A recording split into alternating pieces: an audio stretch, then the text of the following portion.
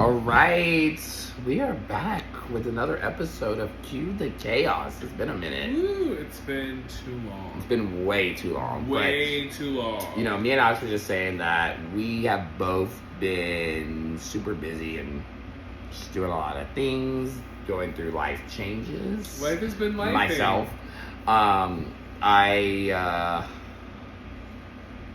it's so weird. It's like I haven't talked about it yet, but me and my partner broke up, and so I've been in the process of moving into a new space, which is always a transition when that happens. We're here in a new space now. We are. New energy. Yes, new energy, and it's just been a lot. You know, it's been a big change for me. But I am thinking positive thoughts going forward. So I definitely take on a little bit of responsibility for sure why it's been hard for Alex and I to have connected and chat and give y'all the tea and talk shit. I mean, we still have been doing that. We just haven't been doing it on camera. But what's been going on with you, Alex? You know, my life is perfect, so absolutely nothing. I'm jealous. That's what I go with. That's what I tell myself. You know whose life is not perfect? Kenya Moore. Not at all. So we are going to talk about episode 4 and 5 of The Real Housewives of Atlanta, season 16. And just starting it off, episode 4, they titled the episode The Vault, which was an event that Angela Oakley hosted for all of the ladies with black excellence and wearing all black and coming to the event and really feeling like we're celebrating us as beautiful, strong black women. And I thought the event started out well. It was a really cute venue. It was. I've never been there. Never even heard of it. I like it. We gotta look it up and check it out. Gotta look it up. But it started out great. Are you okay? I love that. And it was in Bankhead, which, you know, it is a little rough area of town. If anybody ever comes to Atlanta, I would not be like Bankhead be your first stop you're gonna make. But the event started out with Shamia and Angela kind of having a little bit of a makeup. And Shamia came in with an olive branch inside a bottle of olive oil, which I thought was cute. I don't think we've ever seen that before, right? I didn't get it at first. It took me a second. It took you a second? Okay. But what did you think about it? Did you appreciate it? Did you feel like it felt real and genuine? It felt real genuine. Did it? They sold catfish and collard. So and yes. It looks like onyx on the outside. Oh, that's it? Let me see.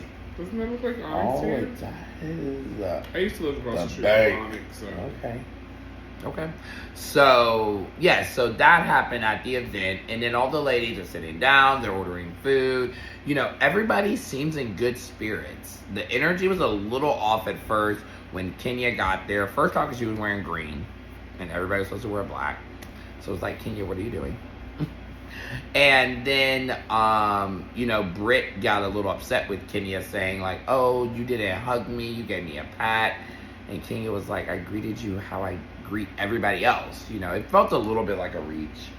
But that was kind of the energy going into it. Did you think Kenya was being shady? Let me tell you, I feel like Kenya is always capable of being shady for no reason.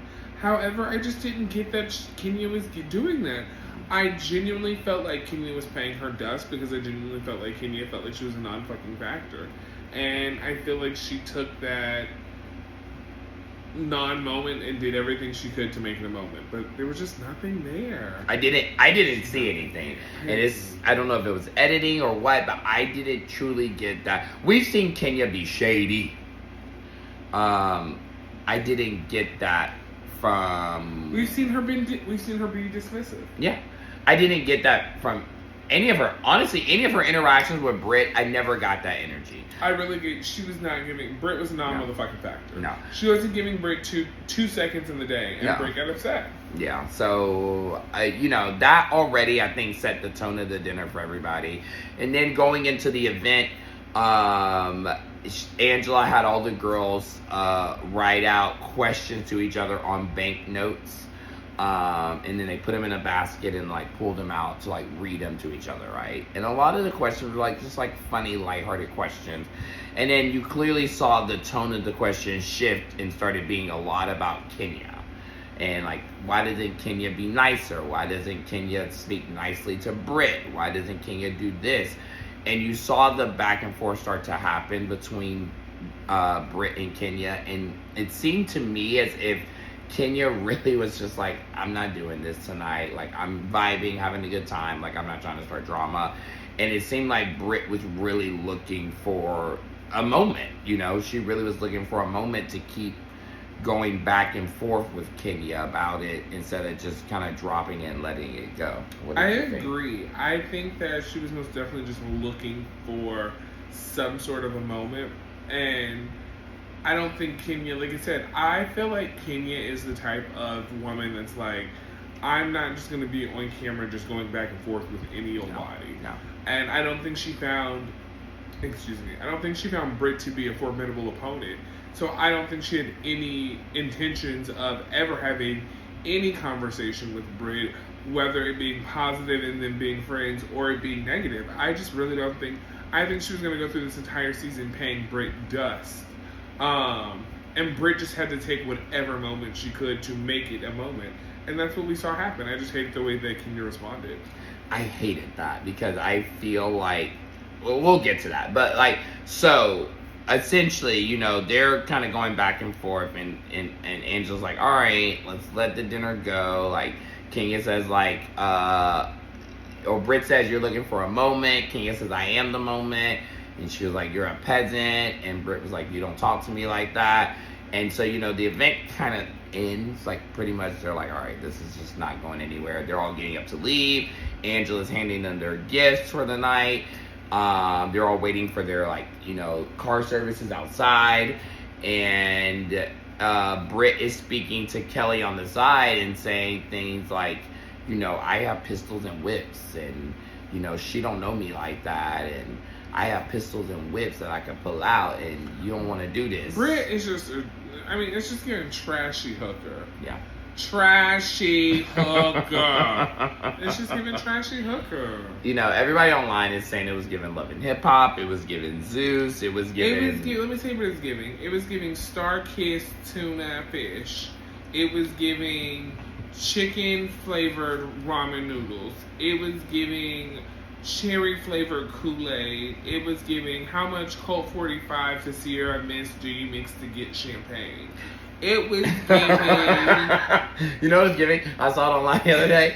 A margarita with Hennessy, Don Julio Repo, strawberry puree, and lemonade. That's what Portia drink, ain't it? Oh. That's why she get along with Brit, see? That's why they get along. See, look. Two hood hookers. Yeah, I'm not gonna lie. I am afraid for the direction this show could go with Phaedra, because Phaedra has just decided to ditch being a Southern belle and become a Southern whore. Yeah. Let me edit that part out. Love you, Paige. Love you, Paige. Love you, Paige. I mean, the Phaedra with just this platinum blonde, she's giving hip hop attorney. You're giving, Brit is just giving food stamps and scams, and then Portia is just giving Decatur. Yeah, it's definitely a lot in that sense. What happened to the wealth? What happened to Greg borrowing $10,000? What happened to that? But I will say this. I did think the event itself that Angela hosted looked beautiful. The event was great. I thought the event looked nice. I thought the venue was great. I thought that all the things encompassing were great.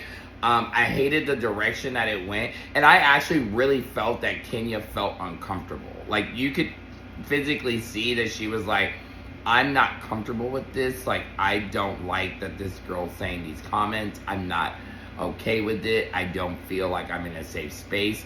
When Portia was like, do you want to sit in my car? And Kenya was like, yeah, can I? Like, I felt it a little bit through the TV. Like, I felt the uncomfortableness. I felt like if anybody had a pistol, it was Kenya Moore, and she was ready to rat-ta-ta-ta. We know Kenya had been in the news. But not even just that, too. I also felt like Brit's husband, Mike, could see that it was escalating to another point because he immediately was trying to rip off her microphone. So, like, she couldn't say anything else. She was just speaking. It was just giving ghetto. She was just, yeah. It was giving ghetto. I didn't like it. And I honestly, too, was a little upset with Kelly in that moment because as her friend, I felt like she should have checked her and said, hey, that's not cool to say. Like, you can't say these things about somebody. She kind of like laughed it off in the moment. And I don't know if that was just because she's one of those people who, I know people like that who, you're in an uncomfortable situation, you want to laugh it off and then later be like, what the fuck was that, you know? I don't know, but I didn't like the fact that I felt like Kelly didn't check her in that moment and be like, hey, you can't say that, you know? You had a low battery alert. Did I? Yeah. Just hopefully it moves. But yeah, so then moving on to episode 5, we kind of like start back up where we left off. You know, Brit is on her apology tour, baby. Apologizing to everybody but Kenya. Yes. She should have picked up the phone and called Kenya first. We didn't see you talking to your mama, your auntie, your cousin, Kelly, Jelly, who else? Portia, whoever the hell you talked to. You talked to everybody but Kenya, and that's where you went wrong first, bitch. She did. You should have called Miss Moore with a text and been like, damn, girl, you know what? So, there's been a lot of controversy online saying that there was a scene between Brit and Portia where they filmed at a restaurant talking about the incident but never addressed the incident. And people are saying they feel like because of the way that it was worded, it possibly was filmed as a pickup scene. What do you think about that? What scene are we talking about? So Portia and Brit were at a restaurant, and Brit was like, I want to take back what I said about the gun comments. I didn't think that was right. Da-da-da, da-da-da, da-da-da. But it was interesting because 2 scenes before, she met with Shami and Angela and said, like, maybe I was a little too mean to Kenya, but she never really addressed the exact comment she said. Does that make sense? So she didn't say like, hey, I shouldn't have said the gun comment. She was just like, no, maybe I was a little too hard on her. Da da da da da. You know, maybe I stepped over a line. But in the, you know, 3rd scene, now she's directly addressing what people have been saying about on the show, which is like, you made a comment about having pistols and whips. And people feel like maybe that was a pickup scene to kind of, again, paint this narrative that, like, okay, Brit owned what she did, but Kenya didn't. Oh, probably. I mean, we know how TV works. Yeah. But I didn't catch that. And I'm sure it probably was. Because for whatever reason, it seems like that they're choosing to be Team Brit in this situation. And what do you think that reason is? Why do you think... So honestly, all the way back. The only thing it could be is that Brit would be underage in those pictures. I don't, but so let me just say this. So, having been on television before and knowing how production works, knowing how networks work, knowing how those type of things work, and knowing when an incident like this happens, a lot of times, they're not just going to reprimand one person, they're going to reprimand everybody involved that made a wrong decision. Why do you feel like Bravo only reprimanded Kenya and not Brit? Those pictures of her when she was underage. You believe that she was underage in the picture? I think that would be the only reason why Bravo would only reprimand. But why would they not say that? So when they said... Because they want no parts of it, and they don't want that to get out. Okay. They don't want to make that an official point of topic. So they're not addressing that because they don't have to address that. Got it. Okay. But... So... Essentially in episode 5, like I said, Brit is on her apology tour. She's talking to everybody, apologizing to everybody. But Kenya, yeah. And it leads up to Kenya's hair event, which, first off, looked beautiful. Why weren't we invited, Kenya? I'm mad. I would have loved to have been invited to that. We was invited to the stuff we didn't want to get invited to. We wanted to get invited to that. But anyway, the event looked beautiful. She had a red carpet. She had press there. Looks like it cost more than $5,000. It definitely did. It was a super nice event. She invited, influencers and media and, obviously opened it up to some members of the public. And she had a Bonner Brothers hair show there, which was fucking insane. You saw it, right? Like, the girl had, like, the bubbles coming out of her hair and then the other girl had, like, the wings on her head. And, like, it was a moment. It was definitely great. And then I just feel like once Brit walked in with those flowers and the card, it totally turned. I will say, too. It did. Kenya, we also saw you taking them shots of tequila before, so I'm sure that Them tequila shots did not help, girl, because you were on ready. You were sitting on ready. Isn't that what she used to say? Let me tell you. Sitting on ready. I understand, because I was doing some dirty martinis at the finale. Oh, were you? I had about 5 of them. And that's why you're trying to fight me? And I wish I had only had maybe 2. Because when Alex took his shoes off, I took my shoes off. Bitch, I was like, what are we doing? I'm talking about this finale. Oh, Lord, I don't want to talk about that one. We're not there yet. But yes, like, you definitely saw that, like, once Brit came in with the flowers and the card, the energy shifted. Kenya was over it. And the thing for me, there's 2 questions, and I don't know if you want to answer them, if you have questions too, is like, one is like, she came with these poster boards, multiple poster boards. Did production not know about this? I don't know, because I want to know who had to go to Kinko's to blow up this giant picture. Well, it's the Office Depot right down the street from her spot. It is. So I would know who had to go. If she made that assistant that we saw, what was that girl's name? Emily? Did she make Emily go down there and blow up Brit sucking a dick at the Kinko's? Did she go to the Kinko's and say, blow up this woman with this dick in her mouth to extra, extra large, please? But do you think production knew about it? That's the thing. I don't know. That's not even my problem. My problem is who the fuck had to blow these images up? I guess the second thing too is like, once Kenya saw that it wasn't going the way that she thought after the first or second poster board, why didn't somebody say abort mission? I guess nobody knew. It seemingly seemed as if nobody knew.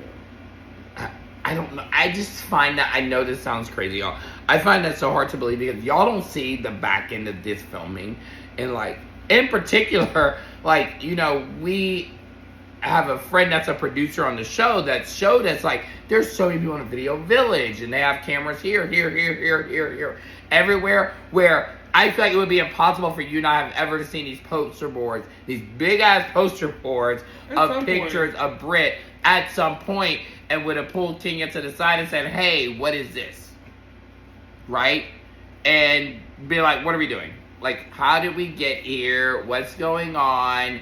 Like, what are you planning to talk about? What are you planning to say? I just feel like somebody had to know something. Somebody do something. But then, obviously, as you know, at the end of the episode, Kenya displayed the posters calling her insurance fraud hoe, saying who is this hoe, talking about her multiple cosmetic surgeries she had, and then obviously showing pictures of her giving fellatio to a man. Insurance fraud fellatio. And then Brit obviously did a confessional talking about how she was a video cam girl back in the day. How video hoe, cam hoe, insurance fraud hoe. She also dated somebody who she, recorded a sex tape with, who released regular hoe, cheap hoe. I want to feel bad because, especially when she was talking about her aunt passing away, the death of a family member is never easy, and to be dealing with that and also dealing with this and then having to go to work, because at the end of the day, this TV show is work for them. This is not just like them having fun. This is work. So I get that was hard for her, but I don't understand, though, how you cannot maybe take ownership of things that have happened in your past. Because we all have a past, right? We've all done things. We've all had things happen to us. And when it gets addressed, you just have to be like, hey, let me own it. Let me tell you my side of the story from it, and then keep it moving. But, like, to make excuses for it, I didn't quite understand. Does that make sense? It makes perfect sense. Okay. Let me see what doesn't make sense. Okay. What the fuck Brit's husband does for a living? What does he do? I don't know. Did they say what he does? They said no. They said that Brit met him because he was a client of hers. Mm-hmm. Correct. Okay. What was he insuring? He was a client. His drug money that he was stealing. Oh. I don't know.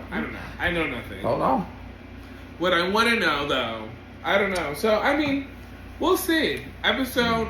I just hate that Kenya went down that terrible path. It. Do you agree with Bravo's decision? That's my question. No, because I would have wanted to see how it was going to play out with both of them. Or do you feel like, for me, this is my thing. I would have been okay with Bravo suspending both of them for 2 weeks and the group having their own filmings around them, talking about what happened with the girls and why they're not around them, and then having a big ass group scene where they all come back together, and then King is able to address Brit and Brit's able to address Kenya, and we're really seeing it in real time on camera, right? I feel like we were robbed a little bit of this could have been a potentially a bomb season, right? And now we're getting like, and like, and now we're getting like a season that started strong, and now it's, I don't know, we're gonna see. It's gonna fall flat a little, I feel.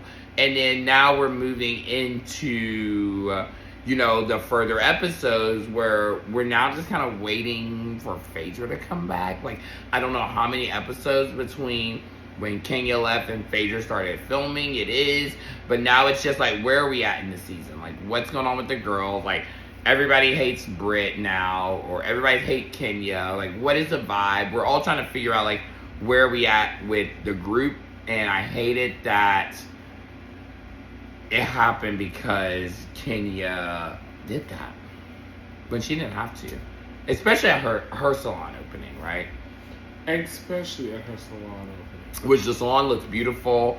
I've heard nothing but amazing things about it. I haven't heard anything about it. I have. Okay. I've heard great things about the salon. That makes one of us. And this bitch is so shady. I'm just saying shit. But I'm saying I really have heard good things about it, and I want the best. I saw Kenya. a video of Kenya washing some bitch hair. That's all I've seen on my Instagram page. Yeah, because she said if the salon's short staff, she steps up. I feel like that's what a good owner does, right? Yeah? No? Maybe? Okay. As Alex sips his sangria. But I think that it sucks that this happened. And I'm gonna say this, Kenya, you have been an amazing presence on the show. You have always brought a lot of talking points to the show. You've always brought a lot of water cooler moments to the show. And I don't ever want you to think your position on the show and what you brought over the last 10, 12 years, whatever it is diminished at any point just based on this. I just am only sad that there was nobody in your corner who saw you maybe setting this up and said, girl, abort, and would have told you to move about it a different way, because you really could have had Brit's neck to the ground the whole season, honestly. And it was nothing she could have done about it. And she might have been a one-and-done housewife just based on you being able to check that bitch. Now I don't know if she We might have to watch her again next season. And she might have that redemption because Bravo's going to feel inclined to be like, okay, you had this shitty first season where this girl exposed naked pictures of you. We can't let that be how you go out. Let's see what else you bring to the show. I also don't know if Kenya still has a future on Bravo. I think that's TBD. But I hope that her relationship is not severed with the network just solely based on this incident. But I guess we'll see, right? We're going to find out. until next episode, I guess we will leave y'all with these little tidbits to think about, and we'll be back to obviously talk about more. And Alex and I just slowly mentally preparing ourselves for what's about to happen. Who knows? At all. So, all right, guys. Cue the Chaos is out, and we will see y'all very soon. Very soon. Bye. Bye.